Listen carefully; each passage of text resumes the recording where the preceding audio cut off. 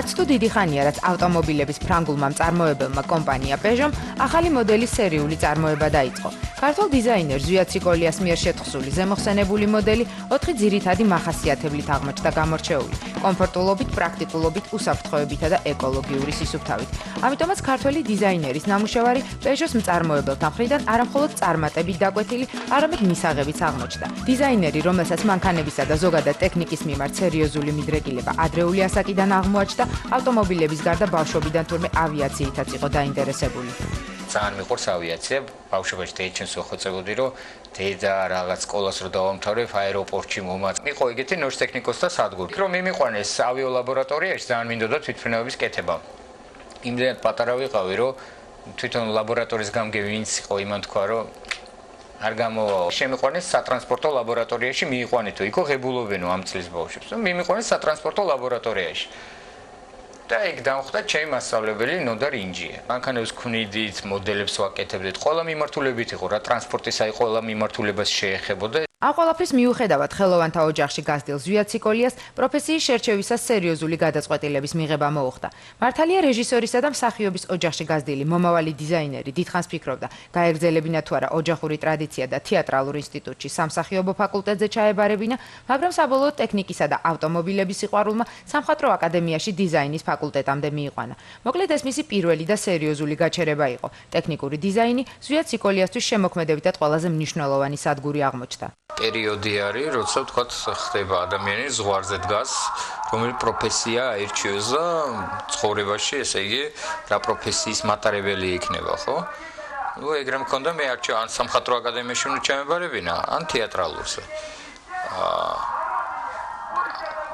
ერთი გაჩერებით ადრე ჩამოვედა. ეგრე გამოვიდა და ჩავაბარე, ნუ ტექნიკასთან მაინც მიდრეკილება მქონდა რა, ესე ვთქვათ, რაღაც მოდელების აწყობა რაღაცა და გადავწყვეტე ორივე, ვთქვათ, შერწყმულიყო ერთმანეთში. ამის შემდეგ სერიოზული პროფესიული წარმატებების პერიოდი დაიწყო, რომელიც ერთი და იმავე დოზებით უკავშირდებოდა როგორც Air Georgia-ს სახელს, ისე თბილისში არც თუ სასიამოვნო პერიოდს, 90-იან წლებს. ეს იყო Air Georgia ავიაკომპანია ეგეთი, სადაც კორპორატიული სტილის შემუშავება მოვიგეთ მე და ჩემმა მეგობარმა, მასწავლებელმა და ახლობელმა კიალა ფანაშვილმა და ეს ძალიან დიდი მიღწევა იყო 93 წელი.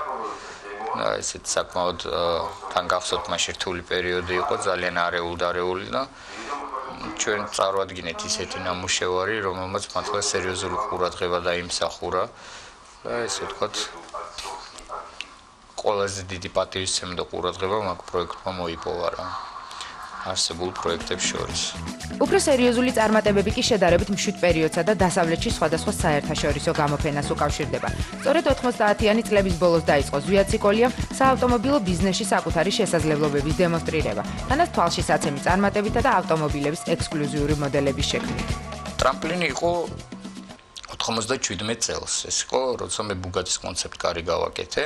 95-ში, ესე იგი, მე შევხვდი ერთ ცნობილ პიროვნებას დაუერს, ეგ არის ლემანის ჩემპიონი 24 საათიან შეჯიბრში, ავტორბოლაში. აი ზუსტად იმან მომცა ბიძგი, მაგასთან შეხვედრა, მაგასთან ლაპარაკმა, ურთიერთობა, რაღაც მაგისმა წინადადება, რომ 97-ში მე გამეკეთებინა მანქანა, გამომეფინა საერთაშორისო ავტოსალონზე ფრანკფურტში და იქიდან წავიდა უკვე ნელ-ნელა რაღაც დაიძრა. ესე ვთქვათ, ჩემი მოღვაწეობა საავტომობილო დიზაინში, კონკრეტულად უცხოეთში. ყოველთვის თulis, რომ დიზაინერი არ უნდა ემორჩილებოდეს დოგმებსა და სტერეოტიპებს, რადგან მის პროფესიაში უფრო მნიშვნელოვანი თავისუფლება და ზომიერი იმპროვიზაციაა. სწორედ ასეთი დამოკიდებულება ჰქონდა მას იმ მოდელის მიმართ, რომელიც საავტომობილო კომპანია Peugeot-თვის წარმოუდგენლად მოკლე ვადებში შექმნა. თანაც დიდხანს არ სჯეროდა, რომ ფრანგული კომპანია სწორედ მას უკეთავდა ახალი სერიის ავტომობილის დიზაინს. წერილ გავხსენ და ვკითხულობ ვარ Peugeot-ს წარმომადგენელი ამადამ დარგში, ამადამ სფეროში, რაღაც მენეჯერი ამის, ის ბანციკა, მიბეს ბანციკა, რაღაც მთელი ამბები და მოკლედ ჩვენ დაინტერესებული ვართ თქვენით. და მეთქი და დავხურე ეგ წერილი რა. ნუ რა, დავჯიქ ტელევიზორს უყურე რაღაც. საღამოთი ისე დავჯიქი თავიდან გადასაკითხად ესე ვთქვათ, აბა რა უნდა ერთი კარგად გავარკვიო. მე უფრო დეტალურად რო წავიკითხე, ხო, მე გადავამოწმე ეს ინფორმაცია. მითხრეს, რომ აი ჩვენ მოგწონს თქვენი დიზაინი, რაც ნახეთ თქვენ ნამუშევრები და გვინდა რომ მიიღოთ ჩვენ მანქანის პროექტირებაში მონაწილეობა. ამის მერე მოხდა პარიზში შეხვედრა, შევხვდით ერთმანეთს, გავიცანით საპროექტო დავალებას, ყველაფერი, საკმაოდ ისეთი მწირი ვადები მომწეს. ერთ თვეში უნდა გამეკეთებინა აბსოლუტურად ყველაფერი. რამოდენიმე პროექტი გავაკეთე, რომელიც მე თვითონ ჩავაგდე სანაგვე ყუთში, იმიტომ რომ არ მომეწონა. მეოთხე პროექტი იყო ეგ, რომელიც გავაგზავნე იქ რა. წარმატებული აღმოჩნდა.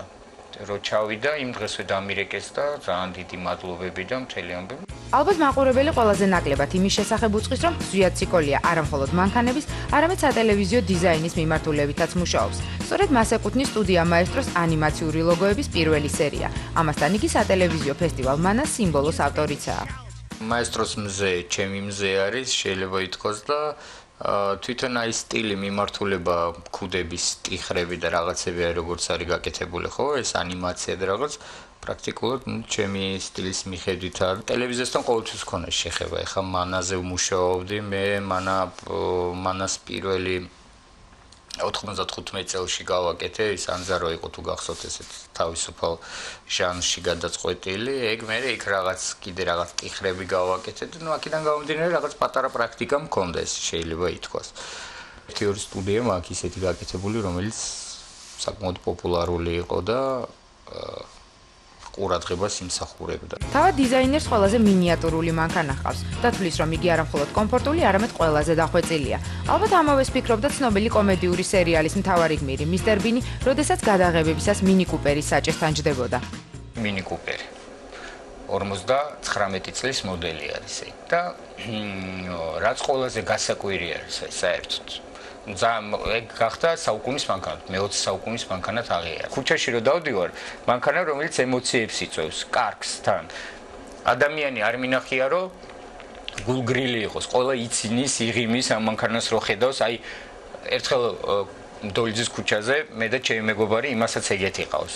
და ერთად ვიდექით და ვებერი მოხუცი, მოდის ქალი, რაღაც ისეთი აი საყვარელი ბებია რო არის, ну შეიძლება ერთი 80 წლის იყო უკვე და ძლივს მოდის მოლასლასებს და რო დაინახა დედა, შვილო, შეხედე რა ტყუპები ვით არიან, რა საყვარლები და ეგეთი ემოციები აქვს. თუმცა იმის მიუხედავად, რომ მანქანების თემა ზვიად ციკოლიასთვის უალტერნატივოა, ოჯახი მისთვის მაინც კონკურს გარეშე საკითხად რჩება.